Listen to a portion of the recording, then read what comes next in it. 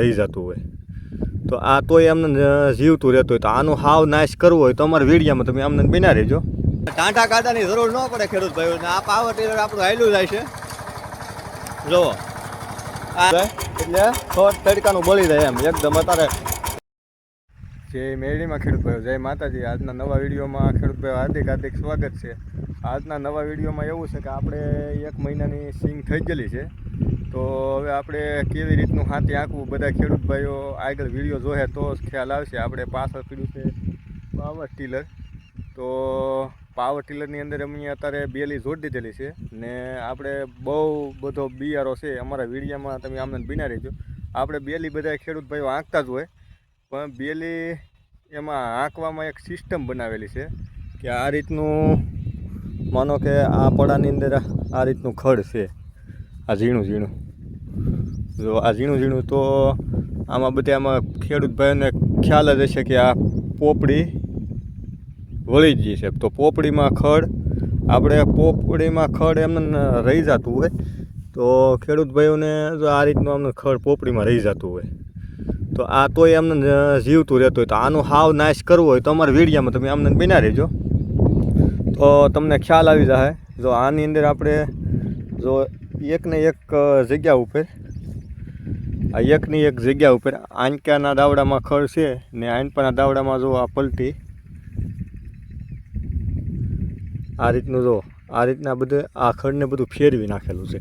તો આપણે બેલીની અંદર તો આ રીતની બધી અમારે આ મગફળી છે તો આપણે બેલીની અંદર એવો એક જુગાડ બનાવ્યો છે. એ તમને ઓલા પડામાં ને આંકાના ખેતરમાં હું તમને તફાવત બતાવ્યો.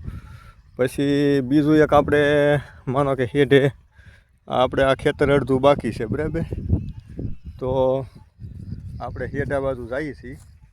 હેઠે હું તમને એક ફેર બતાવું કે હેઠામાં આપણે માનો કે પાવર ટીલર કે સનેડો કે ગમે આંકતા હોય તો એમાં ફેરફાર શું કરવો, તો એમાં એક એવો ફેરફાર કરેલો છે કે આપણે હું તમને ફેરફાર બતાવી દઉં પછી તમને હાથીનો ને પાવર ટીલરનો બધું બતાવી કઈ રીતનું હાલે છે. તો જો આપણે આ હેઠાની અંદર આખો હેઠો અમને પહેલાં બેલી આંખી નાખી છે.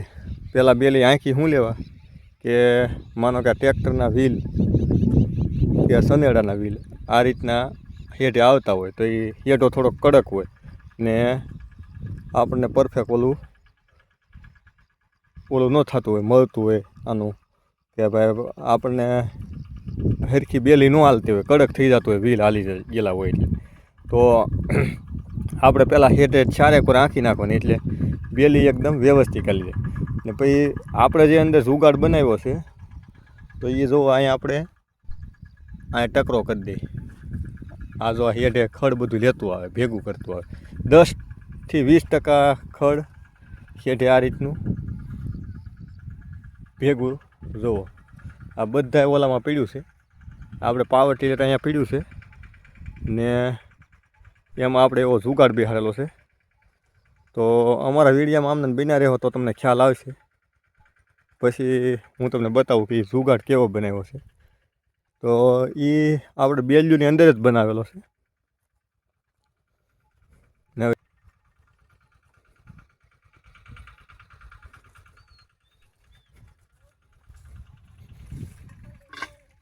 આ રીતના વાળા બાંધી દીધેલા છે. આપણે માનો કે હેઠે 4 થી 5 આંગળ મેકી દેવાની રાપડીની હેઠે જગ્યા ને આ રીતના બધે 2 જોટાની બેલીમાં આ રીતના વાયર બાંધી દીધેલા છે. એટલે એ હવે વાયર શું કામ આપે છે તમે વિડીયોમાં બના રહેજો, હું તમને બતાવું. હવે આપણે ચાલુ કરી દઈએ પાવર ટીલર.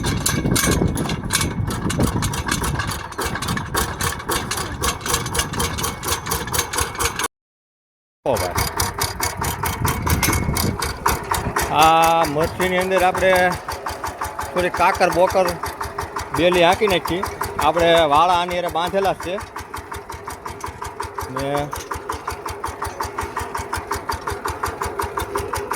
આ પોસા ભારે હાંકવાની છે. કેમ લાગે કનુભાઈ? ઓછા ભારે એવું આંકવાનું છે કે આ મરચી ખડ પડી જાય ને થોડોક ગોળ થઈ જાય ને મરચીના મૂળિયાને બહુ તોડવાના ન હોય ખેડૂતભાઈ. એટલે આપણે આ રીતની મરચી વાવેલી છે, કારણ કે આપણે સિંગના જે રાપા કરીએ ને એ રીતે.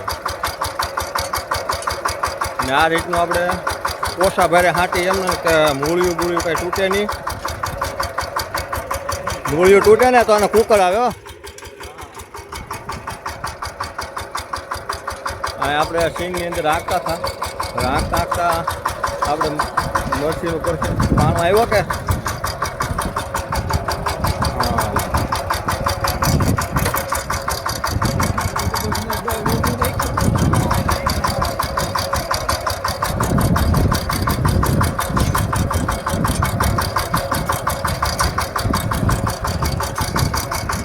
આ રીતનું મરચીમાં અમે હાથી હાંકી નાખ્યું છે. આમાં તો વાયર બાંધેલા છે, આમાં વાયર બાંધીને આપણે બેલી હાંકી છે. તો એમાં બેલી વાયર હાંકવામાં ફાયદો એવો થાય કે ખડને આખું ફેરવી નાખતું હોય. જો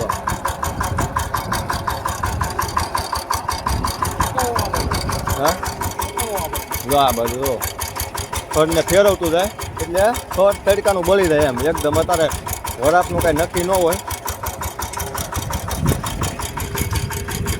સારું થાય કે કનું ભાઈ? હા, તો ખેડૂત ભાઈઓ આ તો અમે ખેતી કરીએ છીએ ને તમને બતાવવાની કોશિશ કરીએ. તો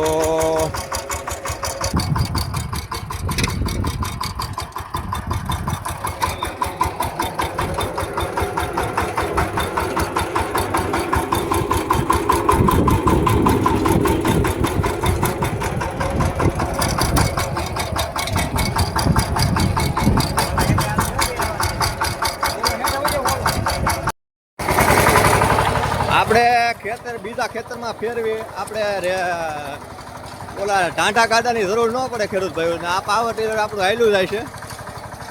જુઓ આ નાના ઘીહા બનાવ્યા છે આપણે દેશી ભાષામાં. તો આની વાંહે ઢાંઢા કાદું ન જોડવું પડે ને પાવર ટીલરની અંદર જો આપણે બીજું ખેતર ફેરવીએ છીએ એના બેલ્યું આંકવા રહી છીએ ને આ જો લે આપણે વાયર બાંધેલા છે. આમાં ટ્રેક્ટર હાલ્યું જાય છે. અમીન કનુભાઈ બે હાલ્યા થઈ છે એની વાહે આ ધબાટી બોલાવી દેવાનું છે કનુભાઈ. ખેડૂતને ફાયદાકારક છે, બીજા ખેડૂતને તમારે નો ફાયદો હોય તો બીજા ખેડૂતને કોઈકને ફાયદો થાય. તો અમારો વિડીયો આગળ શેર કરીજો ને આવા વિડીયો તમને મળતા રહે ખેતીવાડીના. અમે નવા વિડીયોમાં કંઈક નવીન લઈને આવશું ટૂંક સમયમાં. તો ખેડૂત ભાઈઓને જય માતાજી બધાને.